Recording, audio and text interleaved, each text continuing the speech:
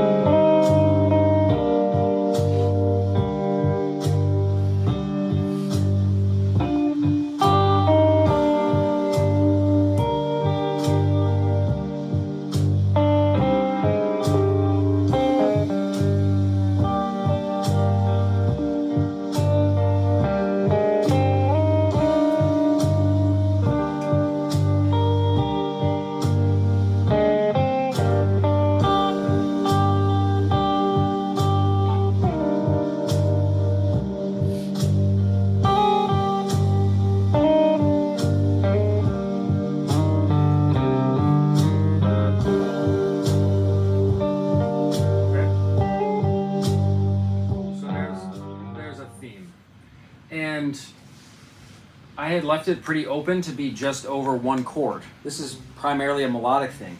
And then, you know, we're talking about the bank of music, right? So when you have to make 50 minutes worth of music, at a certain point you start saying, well, how am I going to reuse as many of these songs as possible, right? Am I going to copy them and paste them into different scenes, or am I going to like finagle them a little bit? So one other scene that seemed like it might be able to use something like this, you know, came about. And then I said, what if I put some changes to it? Maybe it kind of turns into a little bit this like a little Latin-y thing, a little bit like klezmer thing, because there's some clarinet. So this became like taking the melody, embellishing it, and then also changing the orchestration, right? Because as soon as you have another instrument that comes in, they have their own type of lyricism, right? It's going to be taken a different way. Maybe I can just play this whole thing so you can hear, right? The difference between a guitar and a clarinet, we're talking about clarinet a lot, in the lyricism is going to be totally different, right? Probably has some different emotional content.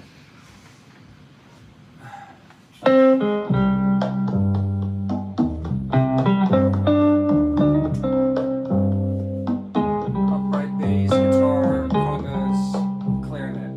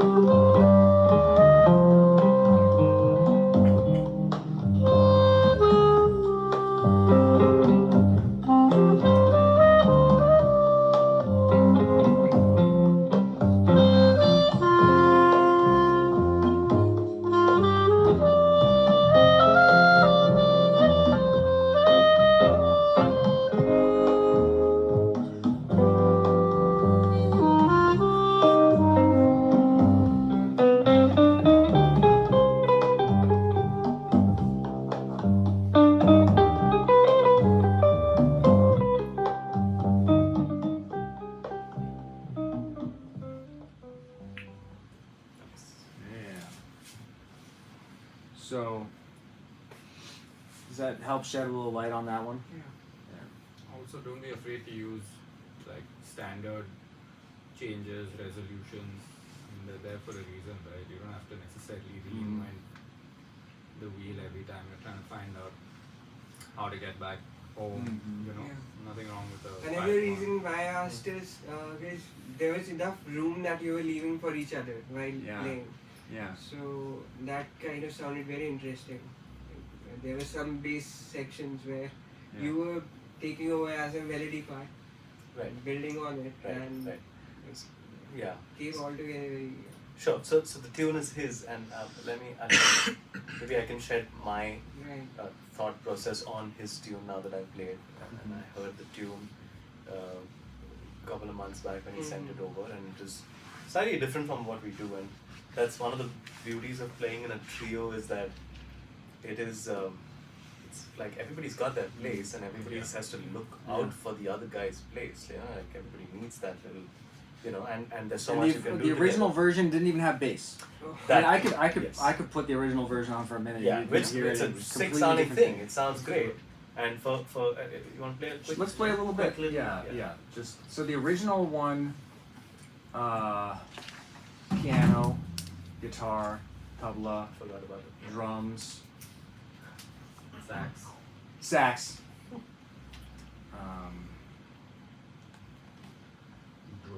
Drone.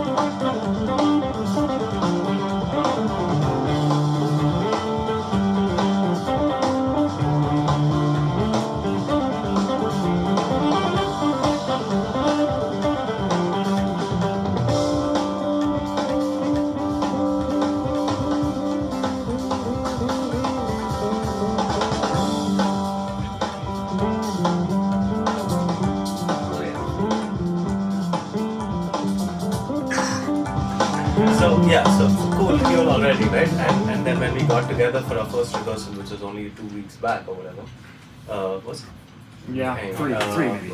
And so what was really interesting is now two different people are listening to this tune and we want to perform the tune now. So it was really nice to find that like each of us had like a couple of things about the tune that really stuck out. You know, for example, when the saxophone kicks in and plays the head the second time, right? Yeah. And that for me really did something. And I was like, oh, but so now I have to learn all that shit on the bass, man. And I play a lot more guitar than bass. So I was like, whoa, how do I do all this? We also realized that maybe it works better for a trio at a slightly lower tempo. So we found that. So to answer your question slightly simply, I think there are a bunch of these really cool ideas in there, and really getting those to lock in is priority. And because this is loosely based around the concept of jazz, and that's what we all do, and we're improvisers, discussing what the environment for the rest of it is also important. So it's not like, oh, we play the head together or whatever, and I double him up and then chalo, let's go. That's not the idea, right? So working on those sensibilities is what the rehearsals are for, and it sounds different every time we play it, but that's the fun bit anyway, right? So locking into a couple of those things, finding new things that maybe aren't in this version but will work in this trio thing. It's an interesting process, and I guess that's the most fun bit about it is that. And luckily, since we are playing so many gigs, seeing it evolve every night. We just did 6 gigs straight in Delhi and in Kolkata, and each gig was pretty special. Another question I want to ask you all, do most of you all write by yourselves? Do you write for a band? Do you have other people that you bring ideas to and then you all kind of flesh it out together? What's the process for most of you all like? There's a bit of everything. All of the above. Sure, all of the above. All of the above. Does your approach I write change? on my own. Sorry, what? I write on my own. That's cool, man. I write on my own too, because fun people. But yeah, so what are some of the challenges that from writing alone or from writing for bands? Anything you wanna? Oh, there you go. So if I make an idea like a 8-bar loop or something, I struggle with developing a full track out of it. Like I have a melody, I have a chord structure, but when I try to develop a full-blown track, I suffer with that a lot. Have you been playing in a band scenario? No, the thing is, I'm a producer. Sure. Okay. Cover a lot Well, of songs. Well, yeah. No, so the thing about that is, like, I feel there are certain things that are important for you to go through, so that like your favorite producer probably has gone through a certain amount of musical scenarios, right? Yeah. So you come up with an idea, that's amazing. That's like the seed is there now, which is usually one of the biggest parts. The rest of it is something that you can really get very fast at. In fact, not what do I do with this? It's in fact how many ways can I take it and what do I do about it? And that is something that I think putting yourself in musical situations at the age you are is very important. Because when I'm putting down an idea and if I want to put down a drum groove, sure, I know I want Shreyas to record it, but I'm still putting the initial drum groove down because I got to move on with the track as a producer. Later, if I want to bring in different musicians for each of these things, at least I have either I'm fully stuck up on the idea and they do it better than programming it or whatever it is, or the loop that I've chosen or whatever, or I've already gotten it 50% there and then Shreyas, because he's so good at what he does, takes that idea further. But most of the times I found that it's what the song needs is what has already been programmed now. Absolutely. So I think the answer to that is if you are a producer, whether it's an electronic producer or a producer for a band or whatever it is, you have to understand that is a very big role you're trying to play. So you have to put yourself in musical situations, and or at least start thinking of that. I'm listening to the new Sting album, The Bridge, and what is the bass player even doing on this thing, man? There's a whole study there. There's a whole study there. You don't have to listen to the song and just listen to the song. You know, there's so many tracks where you'll be like, man, the drums are so far at the back, but it's so groovy. How's that working out? Why is that working out? Right? So you really, like, when you start dissecting it, then when you're trying to work on an idea, at least you have 5 such ideas because you sat and like broke it down. Take a Nirvana song. Why does it sound so damn cool? Yeah. Why is it so cool? Whoa. What if I was the bass player? What am I doing? If I'm the drummer, what am I doing? If I'm screaming like Kurt, cool. What about his guitar stuff? Vocal harmonies. What's going on there? Yeah. Also, it's never I hope been, that answers. Yeah. And it's never been easier than today to be a producer without being a musician. You know, you track some stuff that's already pre-recorded. You don't even need to know if it works. Just cobble stuff together, see if it sounds good, and then what? Right? A diatonic melody on top of like chords in the same key, some cool sounding lo-fi chill hop drum beat is there, and then you have 8 bars of something. Where's the change? Right? How do you pivot emotionally? Maybe keep them. So start with keeping the melody the same. Give yourself a frame of reference. Say, cool, I'm going to have the exact same melody for my next 8 bars, but I want to change what's below it harmonically and make it sound completely like a different mood. Say I'm going to keep the melodic and harmonic section the same and I'm going to change the drums. Stuff like that. Like, what do you usually write on, instrument-wise? Basically, I'm an electronic producer, so basically work with synths and program stuff. Sure. So I'll tell you what. Sorry, the true test of songwriting will always be the same thing. No matter what it is, can you sit down at a campfire with a bunch of people with either a guitar or can you sit here with a piano and play your song out? Right? Whether you're an electronic producer or whatever, if whatever the melody is and whatever the chords are, if they speak to you, then you can build it with 100 elements or you can strip it down to 2 elements. So start approaching songwriting from a songwriting point of view, not I'm putting things together, I don't know why they work. I think it's also a question of the relationship with the technology. You know? Yeah, technology like what you were saying, like it's so easy. Like even 10 years ago, we didn't have access to these types of things. GarageBand sucked. 10 years ago, 15 years ago sucked. My computer was always crashing, right? But now we can all have a version of Logic or a version of Pro Tools that works very well, right? And it's so easy to just be like, okay, now I can produce unimaginable quantities of things, right? But it's like, how do we, like he's saying, think about the campfire. Think about like the human element, the fact that you're making music, right? And trying to touch someone else, and that the technology itself, sorry, I get a little like intense about this stuff because I've fought with it a lot, right? But the technology is not an end in and of itself. It's a tool. It's a tool. Right? So even if you are using synths, like even knowing like where did synths come from? Like what's up with organs and how they all have the drawbars for the flute and the oboe? Well, those are actually the overtones that the thing is accentuating with the different pipes in the back of the church. And then a synthesizer is actually doing the same thing. So when you turn that knob with the resonance, you're going through different overtones in there, right? Which is actually doing things like taking the sound of a Telecaster versus a archtop guitar, or an oboe versus a clarinet, right? And using all those things to orchestrate, you know.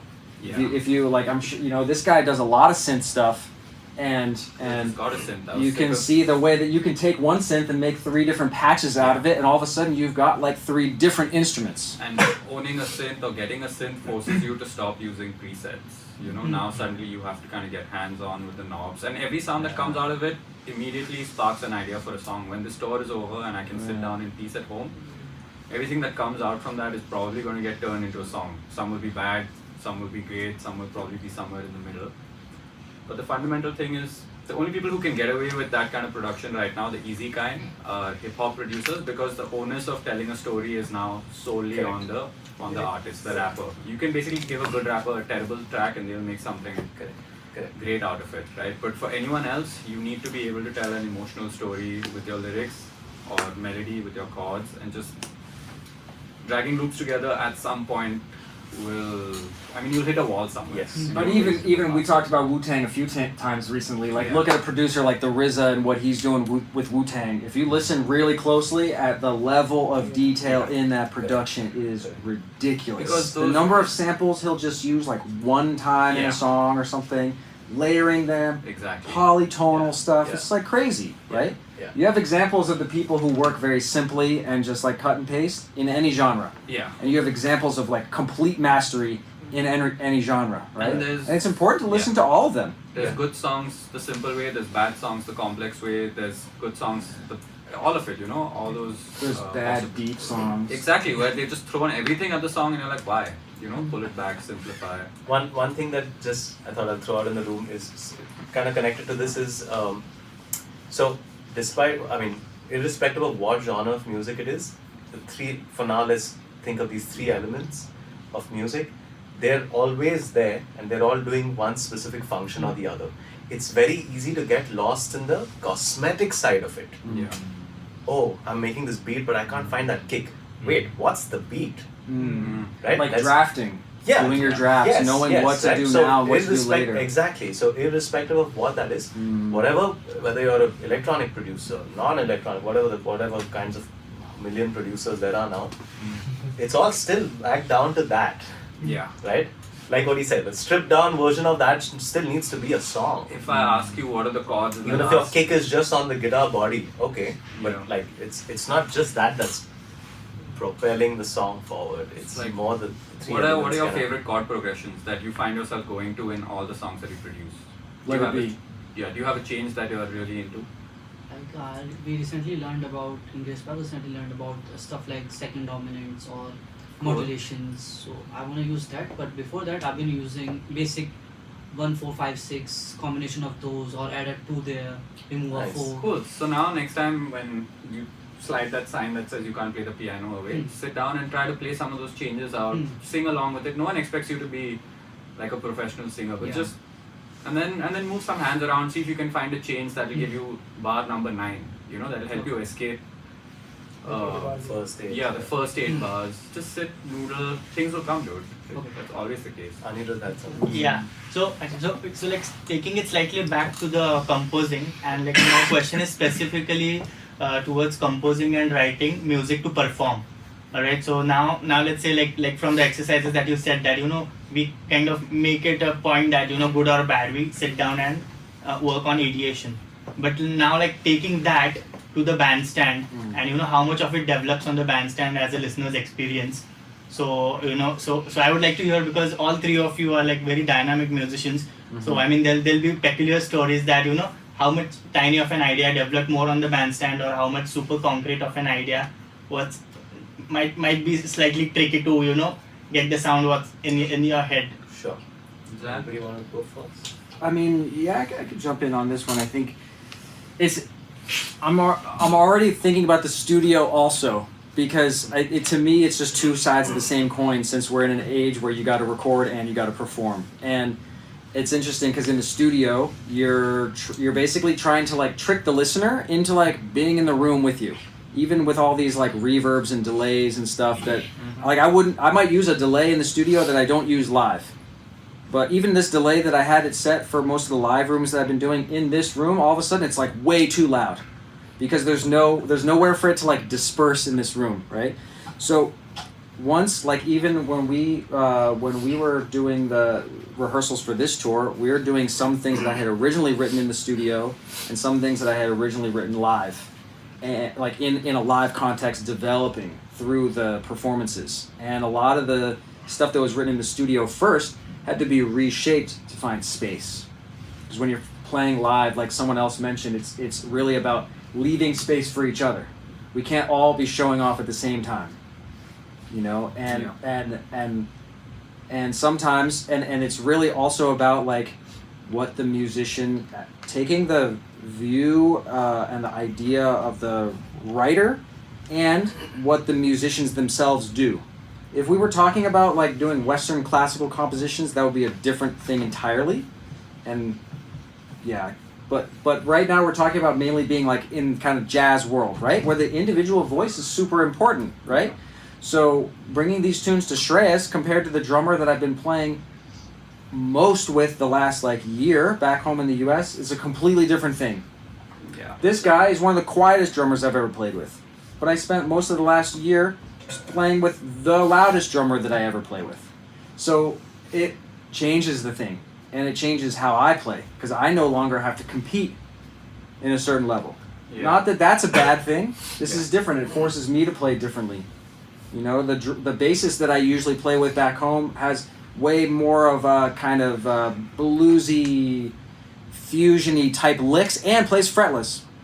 Yeah. And then Vinay comes at bass from a completely different perspective, like the drone stuff comes out way more. The melodic language is completely different, and he's very interactive because this guy's also an incredible guitar player, right? So it comes out differently on the bass, and you even heard in the second tune that we were doing today, there was like whole sections that we were interacting a lot melodically and rhythmically, whereas in the band that I play with at home, that bassist doesn't do that kind of thing.